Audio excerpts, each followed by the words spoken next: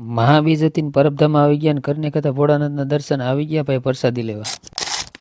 હવે આજે મહાબીજ હતી એટલે આપણે બપોર પછી બ્લોક ચાલુ કર્યો ને હું આવી ગયો ભાઈ મારી સાઈડ ઉપર ને અહીંયા મારે કરવાનું હતું પાણી છાંટવાનું કામકાજ કેમ કે કામ કરી હતી એટલે આપણે એને પાણી છાંટવાનું હતું કેમ કે બધું આપણી ઉપર હતું. હું આવી ગયો બીજી સાઈડ ઉપર ને ત્યાં કરી નાખ્યું હતું ભાઈ કામ કરવાનું ચાલુ ને એટલી વારમાં અમારે જવાનું હતું ભાઈ આજે ભાઈ મહાબીજ હતી એટલે પરબધામ ની અંદર આ ભરવાનું હતું એટલે મેં ફટાફટ કામ કરવાનું ચાલુ કરી દીધું કેમ કે મારે કરવાની હતી બીજી સાઈડ નવી એટલે આ પૂરું કરી એટલે બીજી સાઈડ ચાલુ કરવા નથી એટલે એટલી વારમાં હાન પડી ગયા અમે નીકળી ગયા પાછા ભાઈ ઘરે.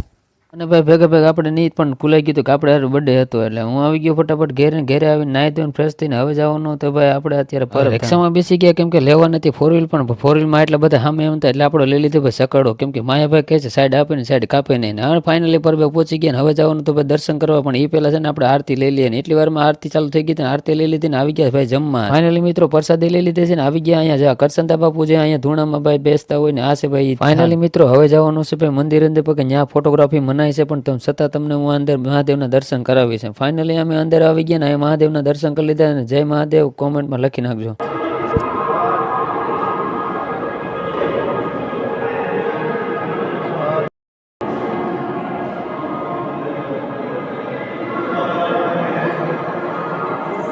ફાઇનલી મિત્રો હવે આવી ગયા બહાર કેમ કે જવાનું હતું હવે અમારે બહાર ને બજારમાં કેમ કે હવે તમને દેખાડું કે ભાઈ અમારા પરબધામનો નજારો કંઈક આવો જ હશે. કોણ કોણ કમેન્ટ કરી દેજો આ મંદિરે કોણ કોણ આવ્યું હતું પરબધામમાં. ફાઇનલી આવી ગયા બહાર ને અહીંયા જોવો ભાઈ દુકાનમાં કરી ગયા ને હવે લેવાનું છે કંઈક અનોખી વસ્તુ હું લઈ તો કઈ ખબર નહીં. હવે દુકાનમાં તો કરી ગયા છે પણ હું લેવાનું છે તો છોકરાને જ ખબર છે ને. ફાઇનલી હસ્તીનું એક પેકેજ લઈ લીધું છે ને કોમેન્ટ કરી દેજો હું છે ને હાલો આપણે ઘરે જવાનું થઈ ગયું ને ફટાફટ ફોલો કરી દેજો નકર ખીચા ખાલી થઈ જાય